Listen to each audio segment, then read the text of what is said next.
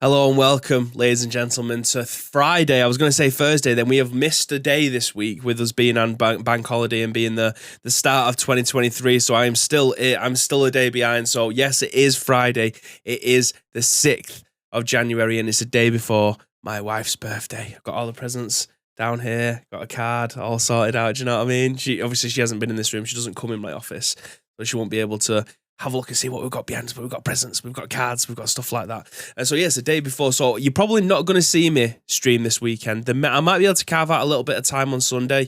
Definitely, obviously, not tomorrow, because that's not when I would stream anyway. But Thursday, it might be a more later one, depending on what we want to do during the day. Obviously, we've got other plans that are going around that too. So it's up in the air. It's up in the air anyway. Normal service will be resumed as of next week in terms of weekend streams and stuff like that. Obviously, Graham has been off this week, which is why he didn't get Chasing Crates with Mates on Wednesday. You are going to see him return tomorrow, though, tomorrow morning. So you'll be able to get your PUBG fun times back in schedule with him. But normal service as of next week probably will be resumed at weekends. During the week, though, brings me on to our next thing. You are probably, I'm not going to say when, I'm not going to say what, but something will be getting announced next week at some point. It's our next big project. It's why I haven't been streaming all that much this week, because I'm gearing up to start announcing stuff and starting to rip the studio apart for our next big project, which will be being announced next week. I just can't tell you when or what it is, because Graham's not here. I need to make sure that we're all on the same page before we start talking about stuff. So yes, our next big project will be being announced next week. Again, this is why this month is going to be a bit sporadic in terms of streams, when we're going to be going live with whatever shows it will be, obviously, because the studio is going to be in bits. We're going to be in bits by putting everything in place. So yeah, normal service full time will be being resumed back in February time. It is going to be a bit sporadic between now and the end of January. So again, I appreciate all of you that are in the Discord, where I'm able to keep on notifying you as and when we are going live, and especially at what time. Like this morning, I mentioned I've got a lot on this morning. Won't be able to do it before 12 o'clock, 2 p.m. We're going live, and lo and behold, 2 minutes past 2. Lake was in the chat and he was like, "Where's the scoop?" And I'm like, "Do you know what? For you, start stream." I was already getting prepared. I was just waiting for almost scenes to go back into place, which is why some of you, your eagle-eyed viewers that are here for the pre-show, will probably see the Halloween one rolling up. Don't understand why the Halloween one is rolling. Nicho with the 16-month free sub. Goffs. Absolute legend. Thank you very much, sir. I hope that you've had a fantastic, obviously I spoke to over Christmas anyway, but for the purposes of the podcast, I hope that you had a fantastic Christmas. Yeah, it's just a little bit hit and miss at the moment. We are extremely busy, which is obviously a good thing for Jelly Media. When we're busy, it means me and Graham technically end up staying in a job, which is obviously what we want to be able to do. We still want to be employed. So yeah, it is going to be a bit sporadic. I apologise for that in advance. The best way, obviously, to keep up to date when we are going to be going live, what we're talking about, what games we're going live with, and obviously when the talk show does go live, is to join us in our Discord. All the information we end up putting on there, and I'll let you know ahead of time what time we will be going live as and when we obviously know that. But again, you're here for one thing and one thing only. No, it's not to look at me and realise how actually beautiful I am, considering I'm ginger, also considering I'm pale as fuck, and also a big guy. You're here to listen to some video game news, and that is exactly what I'm going to bring you this afternoon. It is the video game podcast called The Scoop. We are the UK's #1 video game podcast, even if we do say so ourselves. And we tend to go live each and every single weekday at 10 a.m. Not today, not at any point this week. More often than not at any point last year or the year before that or the year before that. But it's sometime-ish throughout the day. And this is the video game news show where you can get involved. So if you are in the chat, please feel free to join in with the conversations. If you are listening to this on any of our on-demand services, all the major ones at least, which is YouTube, Spotify, Google Play, SoundCloud, iTunes, and there is another one which I am forgetting, so we'll just leave that to... Oh, you can watch it back on Twitch, obviously, because it's a video on-demand service as well. You can get involved with it, obviously, going into the description below, into the comments, finding us on our social medias, getting involved with the Discord, or just replying if you are on SoundCloud and YouTube, I think, lets you reply, lets you go into the comment section. I think the other ones are just audio only. Either way, you guys are getting involved if you are live or watching this on demand, so we very much appreciate that. It usually is a two-person podcast, usually myself and Graham. As mentioned before, he is off this week. Normal service will be resumed next week in terms of me and him both being back on the scoop. These are usually called dollops. We go on for about 40 minutes or so because it tends to be just me giving a lot of words and it's a lot to take in. There's not really that much discussion. Obviously, you guys that are in the chat give me the back and forth. But obviously with someone like Graham sat next to me, it's a lot easier to have that conversation because it's instantaneous. You guys know this by now. You've been here enough times. Over 165,000 people have listened to this podcast, including you guys that join us pretty much each and every single day in the Twitch chat. And we very much thank you for that. Going back through the chat then, straight away, Lake comes in with the Where's the Scoop, as mentioned before. We ended up going live straight away. He said that he's getting some hot lambs, which is hot dogs with lamb sausages. That sounds incredible. That sounds fantastic. I'm all up for that. Dr. Mike's in there, nice and early too. Tino saying, bloody hell, it's actually 2 p.m. Did someone get a watch for Christmas? Which, genuinely, it made me sound like I was being super sarcastic when I replied, get that framed. It's the funniest thing you've ever said. Genuinely, I think that is the funniest thing you've ever said, and I genuinely laughed out loud. So congratulations, Tito, on making me laugh this Friday afternoon. I'm detecting a hint of sarcasm. There genuinely wasn't. Someone needs a Snickers or a hug. I'd love a Snickers as long as they're not the ones that are in the celebrations tub because the ratio is all out of whack. Jumper says Manchester logo is red, must be United jumper. No, it's actually rose gold. I think this is the first thing that I have ever wore that has rose gold elements on it. And I'm not mad at it. I think it actually looks all right on me. I tend to stay away from pastel colours like this because it matches the beard, it matches my whole aesthetic, and I don't think it works, which is why I tend to wear a lot darker clothes, not just to hide my fat, but because I don't tend to look okay in brighter colours. Everyone has a colour scheme, and mine definitely isn't brighter colours. Samantha says I look okay, says I look really nice in green. I don't think so. I think I look like a giant fucking pea, giant mushy pea. It's not for me. But yeah, as you can tell by the clothes that are around me, other side. Beige, that's like a maroon colour. It's a Pez United shirt, obviously with Castolo on the back. And then that is a Mass Effect insert coin long sleeve t-shirt. Behind that is the Skyrim bomber jacket, also in black with rose gold on it. And then most of the clothes that are behind me that I'm yet to put away are of a blue or darker colour nature. Everyone has a colour palette and what they're comfortable in, and mine is definitely the darker nature. Tyler says you're gifting Xbox 360 games to your wife. What a legend. I don't think she'll be that interested in what I've got to offer on here. Medal of Honor Airborne, Red Dead Redemption, Halo 3, Halo ODST, the BioShock collection, Homefront, Super Street Fighter 4, I think that is. I'm not very good with my Roman numerals. Sonic 06, I've got that. Dungeon Siege, the Fallout collection, Enchanted Arms. I don't think she's going to be too happy with those, if I'm being perfectly honest. I do, however, have Guitar Hero next to me that I took to my sister's house. I've got all the Guitar Hero games. I'm a fucking nerd, mate. I love playing Guitar Hero. You know what? When I went to Arcade Club for the Works Christmas do, it had been quite a while since I played a Guitar Hero game, and then you play in Guitar Hero Arcade and you're like, sometimes it's a little bit out of sync, but it was perfect. It was note perfect, and I was shit, but I was getting more pissed, and then I started to play better. It feels like you just loosen up a little bit, doesn't it? You know what I mean? It's like when you're playing darts or you're playing pool, you have a few pints and you play a lot better. You've loosened up a little bit. You don't have to worry about it. You're just looking solely at what's there, and I'm dancing around. I love Guitar Hero, massive fan of it. Not the singing part. I used to be okay at the drums, definitely better on the guitar. Look at your sexy face. Nietzsche's lurking at the back of the bus. Again, thank you very much for the 16 months, mate. You absolute legend. Do you want to buy Guitar Hero Love off me? With 2 controllers, only £200 live. I actually have Guitar Hero Live, and I probably played it like 6 or 7 times. I just didn't like it. I couldn't get used to the six buttons, the 3x3.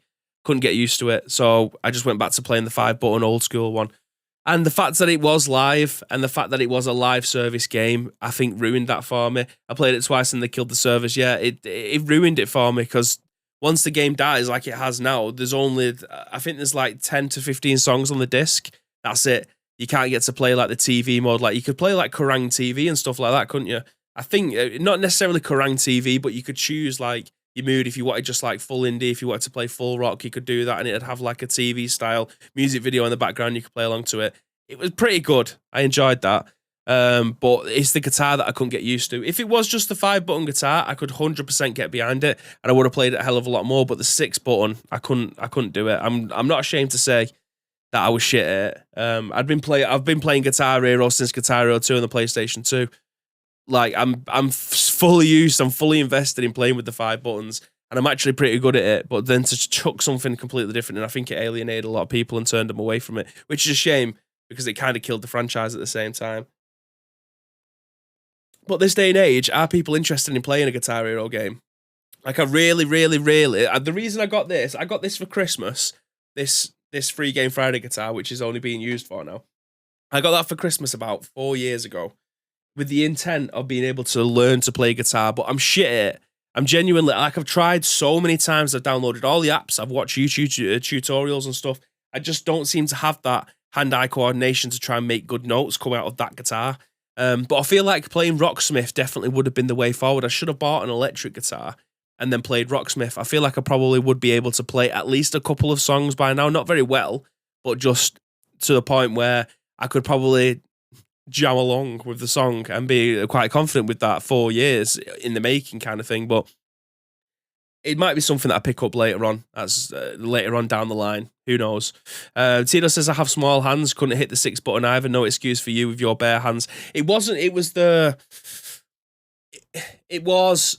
hitting all the buttons wasn't a problem. It was hitting them in the order that you're supposed to hit them, and then trying to get my muscle memory to go, right, it's on a 6-chord string that's going down, and I need to hit them in different locations. I just couldn't use the fact that we have the 5 bars and then the colors are coordinated. I don't even need to look at the colors. I don't need to look at the colors on the TV. I just look at the lines. And that's how I play Guitar Hero. It sounds really weird, but I'm like hyper focused on the lines, and then I can see the line at the bottom, which is your rhythm line. So I can see when they're falling. As soon as I hit the first note that comes along, that comes down the lines, and then see the rhythm line. As soon as I hit the first note on the rhythm line, I can hit the rest of them then, because I know how long it'll take me to be able to move my fingers across the neck of the guitar. I've worked that out. That's how I play it. It's really weird. Rather than looking at the colors and waiting for the rhythm line in my head, because I've played it that much, I know the millisecond that I need to hit them on the. I'll show you at some time. Like I will plug my 360 back in again, and I will play Guitar Hero on the stream for you. I'll have to delete the VOD obviously because it's licensed music and stuff, but I will play it on there and I'll show you how I play it. It's really weird. It's not. I don't think it's necessarily unique. I'm fairly certain people do the same thing as well, but I don't look at the rhythm line after I've hit the first note, because I already know how long it takes me to be able to hit the next one, and then I'm just looking at them coming down the funnel. It's really weird, but yeah. It's the 6-note one. I couldn't get my head around it. It just didn't fall how I'd usually play it. And then I got frustrated because I was shit at it, knowing full well that I'm actually really good at Guitar Hero. So yeah, I mean, I assume that's the thing with the game, and I assume that's probably why people ended up dropping it straight away anyway, because it was just a bag of shit. Tito says it's not representative of other parts, having small hands. No comment. Anyway, you're here to listen to me talk about video game news rather than just talking about how good I am at Guitar Hero. So, as Lake said, the title is quite clickbait-ish, but it's also not too far out the realms of possibility. The title for this podcast, if you listen to this on any of the podcast demand services, or if you listen to this on YouTube, you probably would have already seen it.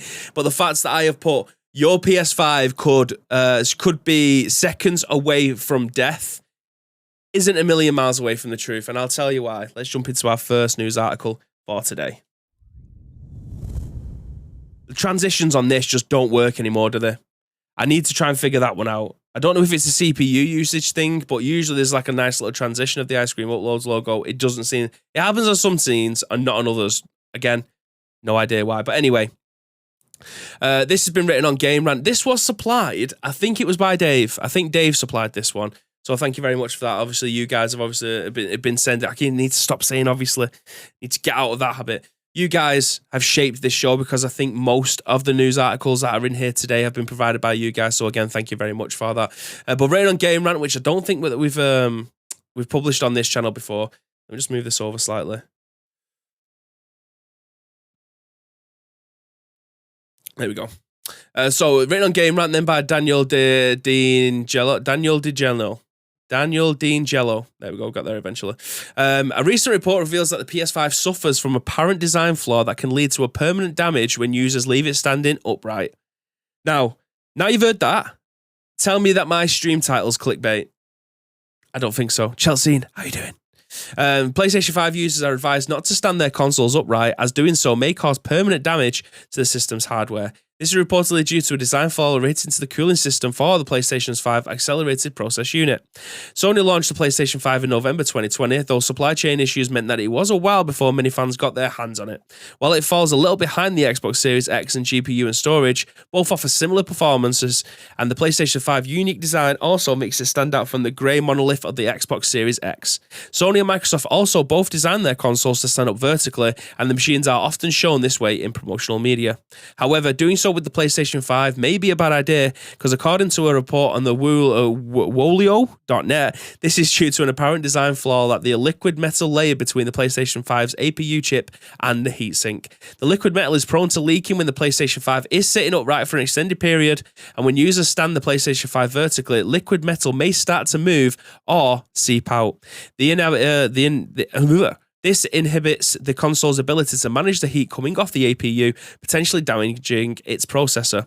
The liquid metal can also drip onto other sensitive components, causing a short circuit. This problem exists both versions of the PlayStation 5. That's obviously the digital and disc versions. This defect seems to have been discovered by a console repairman who goes by the name The Coder on YouTube, and he released a video about the PlayStation 5 defect 3 months ago, and other technicians have also noticed similar problems with Sony's latest console. While not every PlayStation 5 is guaranteed to suffer from this defect, it is a risk for every user who leaves their console standing upright, so it may be a good idea to start laying it on its side just in case. And then there's a picture that's been embedded this. Apologies for those of you that are listening to this on any of our podcast services, because you won't be able to see the pictures. But there is an embedded image in here from Console System 68 Logic on Twitter, and it says, "Do not put your PlayStation 5 upright. Here is a result of the liquid that moves and freezes there." So it's a picture of both the inside the unit, and it looks like it has actually just completely audio description, it looks like it's been burnt out. It looks like someone's put a flamethrower to the processing chip. It looks very bizarre. Also then, reading the rest of the article, for anyone wondering, the PlayStation 5 liquid metal is an alloy made from the elements iridium and gallium. The latter is famous for its ability to melt in the human hand. When combined with the alloy is liquid at room temperature, it is also very good at conducting heat. This makes it a suitable medium for transferring heat from the processor to its heatsink. However, since it's liquid metal, it also conducts electricity, and it causes a short circuit if it seeps into other compounds. This is why the liquid metal isn't used in other games consoles. However, Sony believed its engineers had found a solution to that problem, but unfortunately, these malfunctions have shown that it wasn't precisely the case. So, I dare you to come back into the chat now and tell me that my title was clickbait.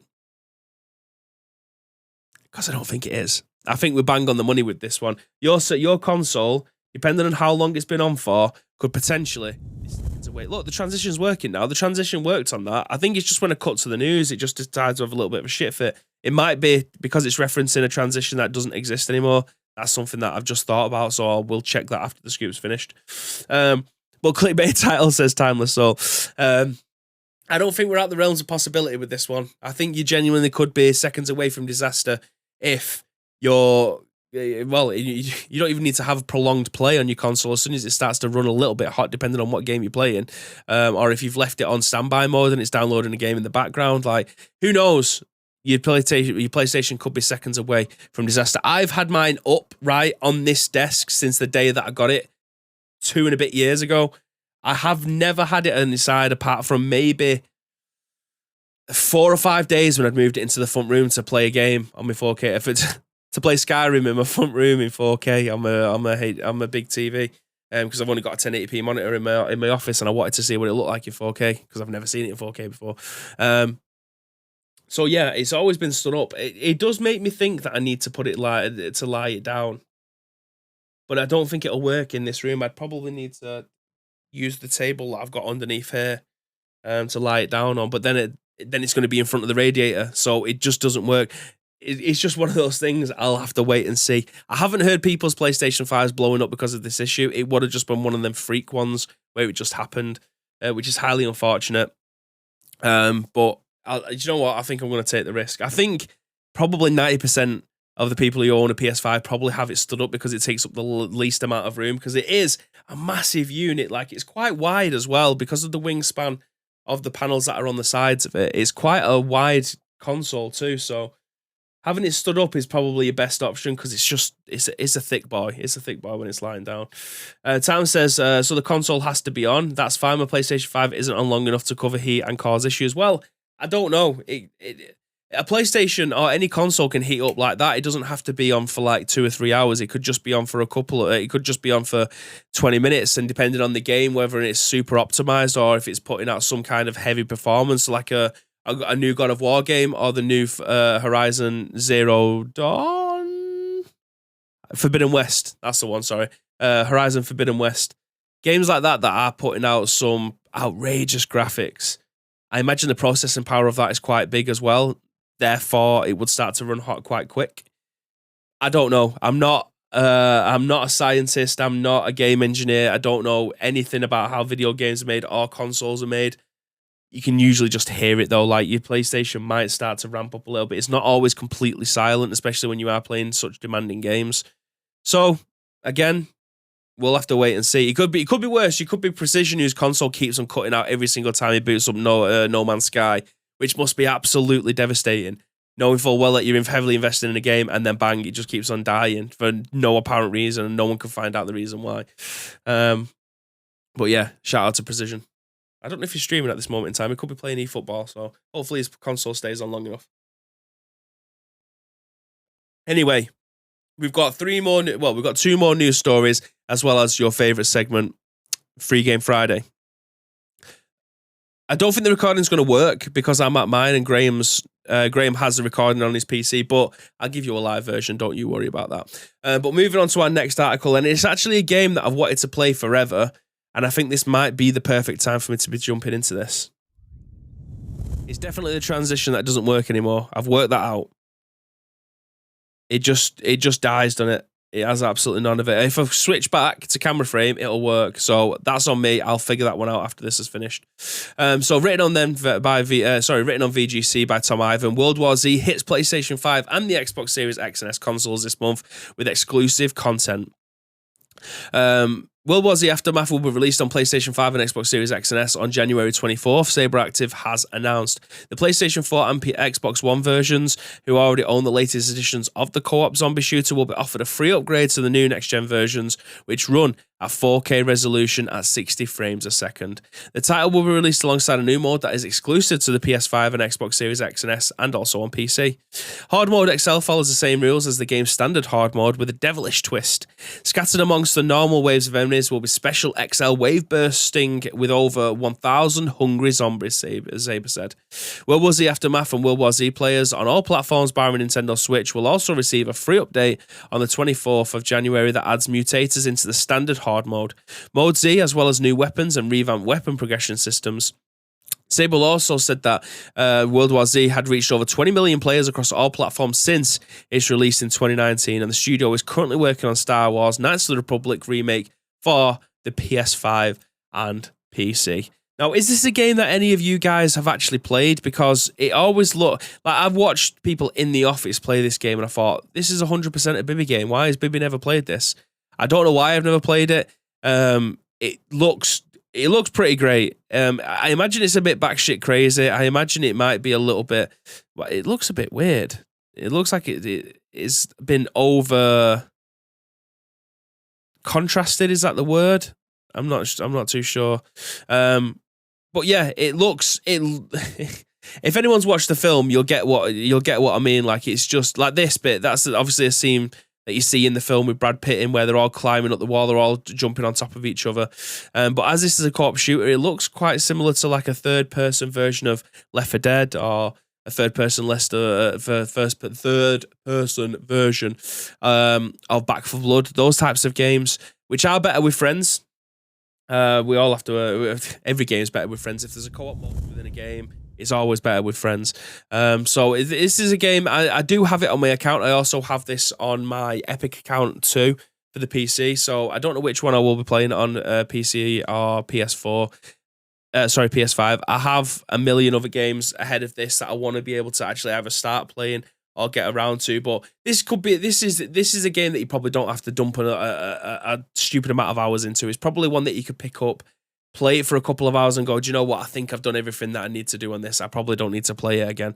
Or just keep on coming back to it, chipping away at it. It's not a game that you're going to sit there for 60 hours and play, I don't think, unless you're heavily involved in it and you're really, really enjoying it. I don't think it's a game that you just continuously want to keep on going back to. Same with Left 4 Dead for me, really. I'll play through the campaign. I'll play through it with friends. I'll jump in, dip in, couple of episodes, and then dip out again. I don't need to sit there for 16 hours playing through it. It's just not, for me, it's not one of those games. It's just one that you're just happy to just chip away at. Just sink a few hours into it, come back to it maybe a couple of weeks later, jump back in again, finish it off, or do whatever. I imagine this is probably what this games is like as well, but I mean, 20 million players since 2019 is, that is outrageous. Tiny Yoda, hey, look, I'm in the background. Hey, good eyes. I mean, you're all the way up there. How have you been able to see that? Oh, you're there as well. Yeah, I've got on. Can you can't see up there, can you? Does my other camera work? Full room camera. Oh, the full room camera. I don't think it's plugged in, actually. Plugged in now. I don't know if the light's going to come on, innit? I've plugged something in. I don't know if this is my camera. Fuck knows what it is. Can I see the properties? Ah, there we go. Right, okay, so this one here. Just tip it up a little bit. Yeah, you can see more of the room now. Okay, so if I do... Is there anything that's going to out me for anything? Have I got any... You might be able to see Samantha's presence, actually, so please don't... No one clip this, please. Can you see them? We're okay, I think. Yeah, we're okay. I just have to do a little preview. So, there we are. Bing! We've got more up there. Hello! And then we've got... I don't know what this is that my nan bought me. My nan bought me this because she knows I absolutely love Batman. So she bought me this. And it's kind of a Batman / Batwoman / I have no idea what this is. But she went, I saw it and I thought you'd like it. So I do. It's in my room. It's in my room. I like it. Cool. And then Samantha got me this. It's the Rock figurine. I've not found a good place for it yet, so it's just kind of behind my little Yoda for the time being.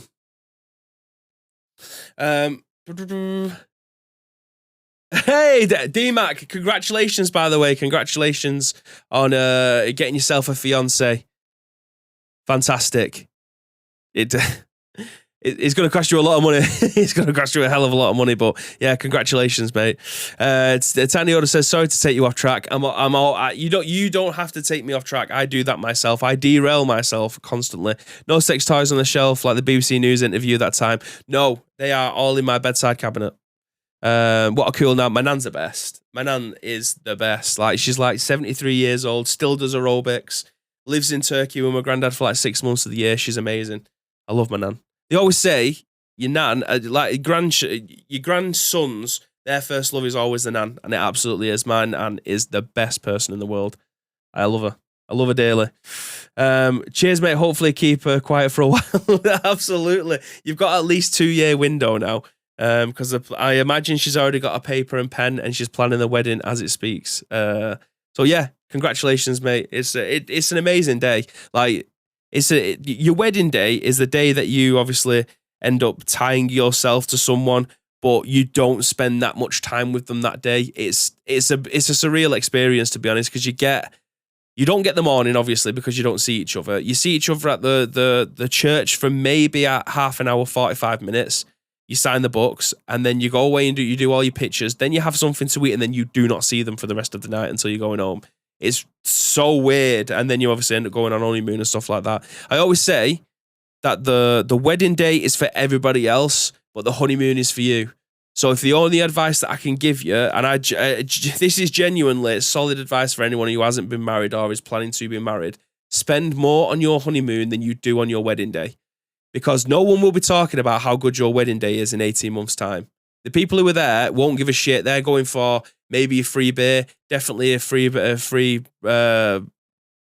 food if you are providing the food and stuff like that. Always spend more on your honeymoon, because that is the thing that you will be looking back on in about 5 years' time and going, we definitely did that right. And that's exactly what we did. We spent more on our honeymoon. And believe me, every penny counts when you're trying to save, especially this day and age. And that's the soundest piece of advice that I can give you. Spend more on the thing that you and your wife want to do if you're going away on holiday for like 2 weeks than everybody else, because nobody will thank you for it, and no one will be talking about it. So I never understood that.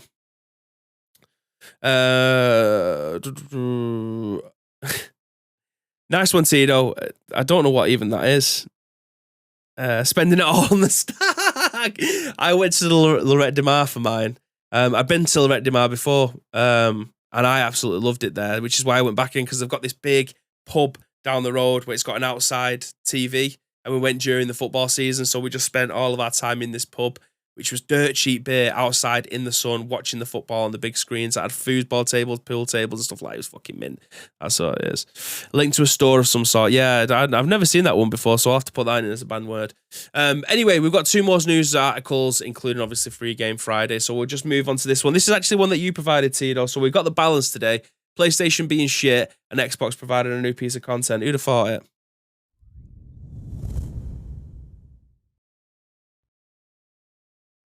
So then, written on Eurogamer by Ishraq Subhan, he says that Asus announced a licensed Xbox controller with an OLED screen built inside.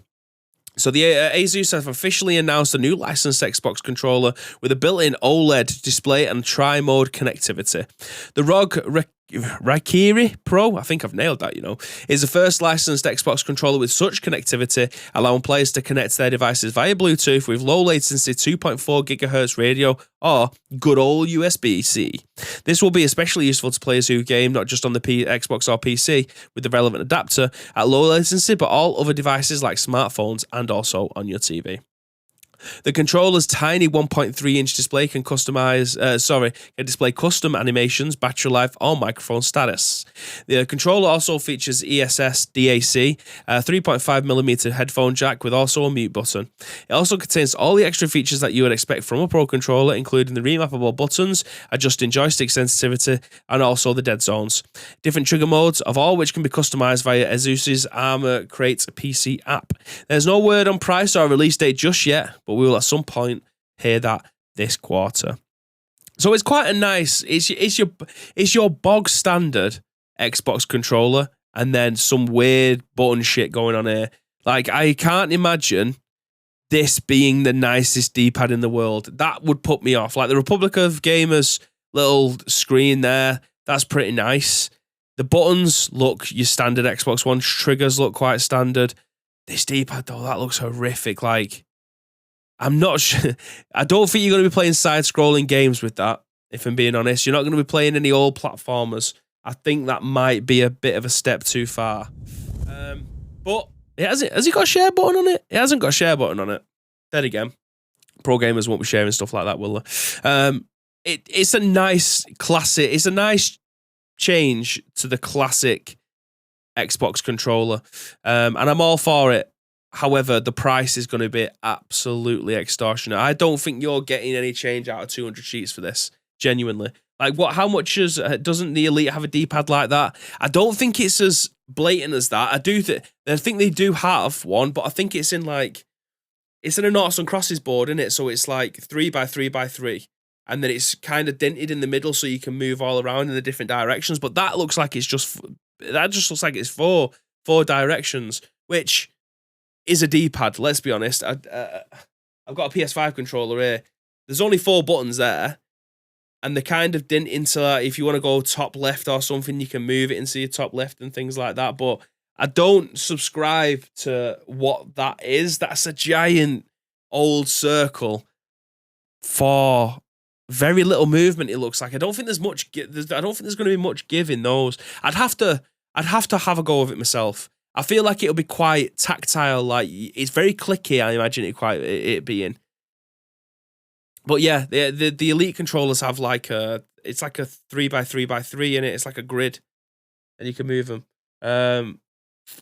If it's like the Elite, they'll have the option of disc or a D-pad. I believe that's great, and they are swappable. I mean, you'd hope so, wouldn't you? I mean, it does say that they're all customizable. So if you wanted to be able to have taller analog sticks, then you're probably able to do that one. You can change the dead zones and things like that, which is great for drift. If your controller has stick drift, all of that stuff is great. I wish we had that capabilities with the Joy-Cons, because fuck me, they are ass.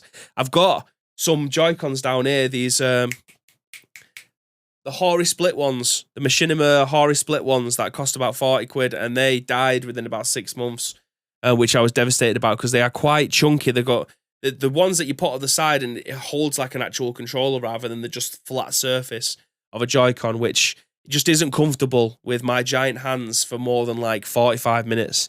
But if you have more customizable stuff in there, I hope that the pad's quite weighty as well. I do like a weighty pad. I still think, controversial opinion, spicy opinion, the Stadia controller, the Google Stadia controller, is one of the best controllers out in the market. It won't be for much longer, obviously, because Stadia's being discontinued, I think, on the 18th.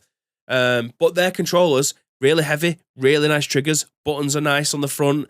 It's got a fantastic D-pad. The analog sticks are great. It's just a great, great controller. And if you are on the market for a universal controller that can do everything, you can play your PC games with that. You can play, I think you can play your Switch with it. I think.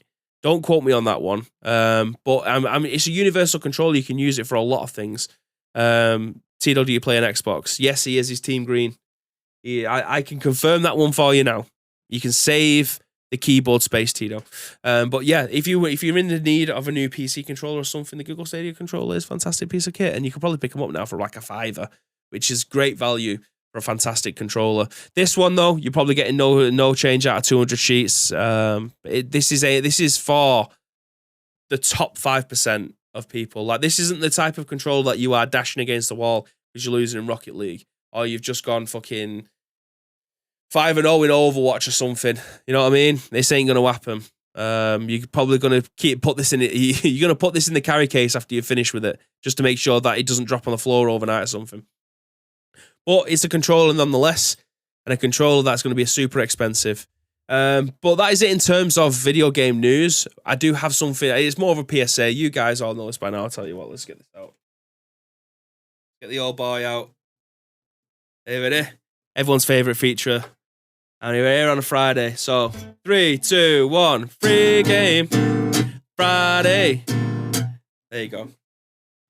A live rendition of my broken guitar that's missing a string, which I need to replace because it's bing. So yeah, it's Free Game Friday. You guys know this. What's going on by now? Written on PC Gamer, then by Morgan Park. You got to stay up to date with what's free on the Epic Game Store right now. So what's currently free is Kerbal Space Program, a game that I have watched a couple of my friends play, and a game that I cannot get behind. But it's also got Shadow Tactics, Aikio's Choice, which I think they've given away previously, and a game that I already have in my library anyway. But the stars are waiting Epic's first weekly freebies for 2023, assuming that you can build enough good spaceships to get you there. In Kerbal Space Program, assemble your humble astronauts for takeoff and your self-designed spacecraft, and hope that you've got enough of a handle on the realistic physics and spaceflight to reach the moon and beyond. No worries if you make the unintentional touchdowns along the way, though. Your Kerbals are just as happy to be included. Elsewhere, Confront a Ninja adapts past in a standalone expansion for Shadow Tactics and Aikio's Choice. Utilize Aikio's camouflage and disguise skills in Edo-era stealth tactics alongside some help from her assassin's allies. What's coming free next week? We already get a sneak peek of that, which is First Class Trouble. We did actually give a shout out every single day during December to let you know what games are available, and they were Wolfenstein, Lego Builder's Journey, Fallout 2, Fallout Tactics, Encased, Metro Last Light Redux, Death Stranding, Fist Forged, a Shadow Torch, Severed Steel, Mortal Shell, and also Dishonored, which was last week's game, which ran for a total of 6 days. So go ahead, get yourself onto the Epic's Game Store. Go and pick yourself up that game. It is Freeman's. You get to keep it. regardless of whether or not you subscribe to anything over there, which is also, I love that about Epic Games Store. They give you the games, no strings attached, which is obviously fantastic. Tito, would you spell any reply wrong anyway? Fantastic. Phony knows. Sheep says you may need to tune that.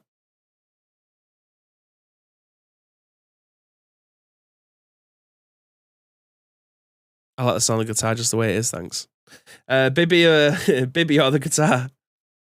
Imagine auto-tuning this. Imagine auto-tuning. To be fair, I'd probably make more of a tune out of this. You know what I mean? You can hear the clicks. There